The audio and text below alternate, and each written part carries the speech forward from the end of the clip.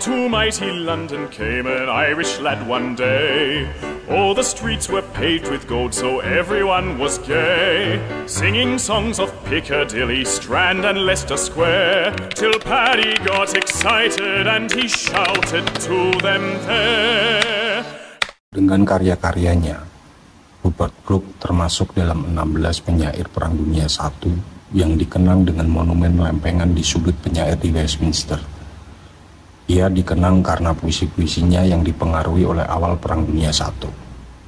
Sebagai seorang perwira di Divisi Angkatan Laut Kerajaan, ia menyelesaikan soneta terkenalnya pada tahun 1914 dalam tahap awal perang yang menunjukkan visi romantik dan berjiwa pahlawan yang khas dari semangat Inggris saat itu.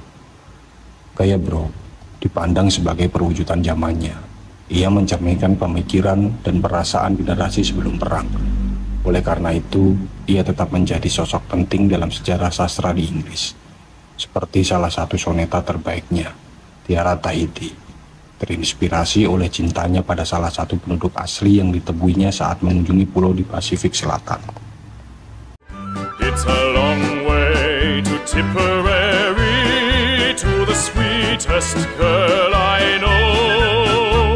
Sastra tidak dapat dipahami selengkapnya tanpa dihubungkan dengan kebudayaan dan peradaban yang menghasilkannya. Dari situ, kita bisa melihat bahwa dari awal setiap naskah berasal dari kehidupan masyarakat di sekitar pengarang. Seperti yang terdapat dalam naskah Orang Asing, karya Rupert Brooke.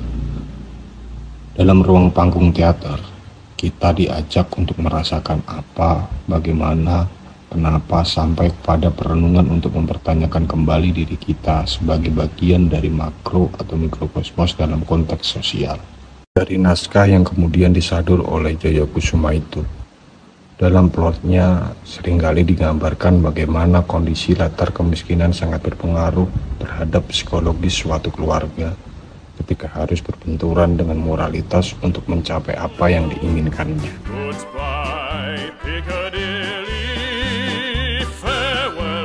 Hubungan antara ekonomi dan kejahatan bersifat terbalik.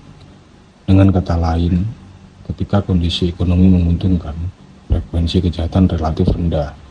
Tetapi selama periode penurunan ekonomi, tingkat kejahatan menunjukkan tren naik.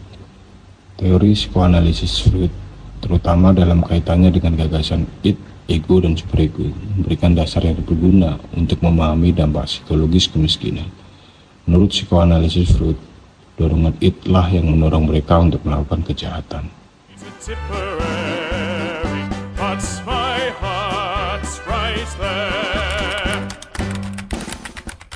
Pertama, secara pribadi, saat saya membaca naskah ini, saya suka dengan konflik dan dramatik dalam naskah ini.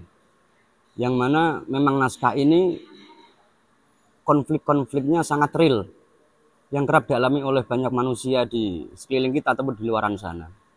Yang kedua, saya mempunyai maksud khusus bagaimana saat orang menonton pertunjukan ini, kita bisa kembali merasakan bahwa di sekeliling kita, bahkan di keluarga kita, itu pun bisa terjadi.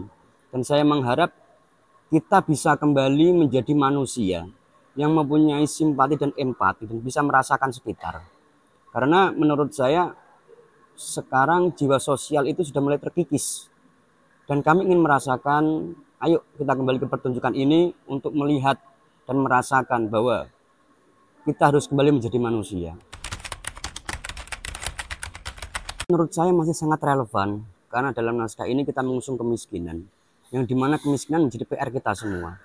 Bahkan yang perlu kita garis bawahi bukan hanya kemiskinan materi, tapi sekarang kita sudah miskin akan moral, miskin akan empati dan simpati, miskin akan sebuah kesadaran.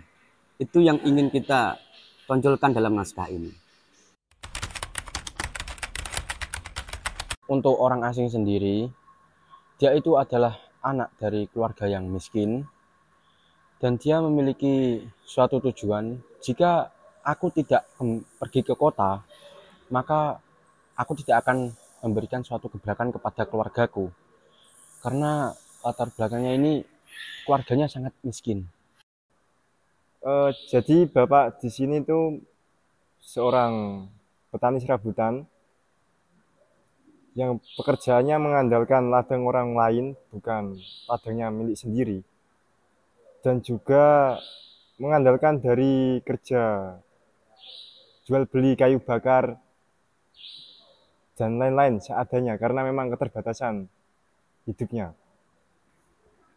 Peran Bapak di sini cukup unik dan cukup mendalam. Jadi kalau diceritakan itu dalam sekali. Ya, untuk lebih jelasnya peran Bapak nantikan pada pentas kami. Farewell, Leicester Square. It's a long, long way to Tipperary.